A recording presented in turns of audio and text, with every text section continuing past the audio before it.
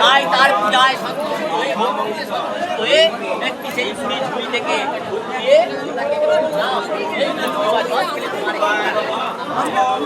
সেই পদ্মাবতীর পুত্র সন্তানের নাম দেবে মা জয়দেব। অপরদিকে এক ধনী বেনের বাড়িতেও তাদের কন্যা সন্তান ছিল না, তাই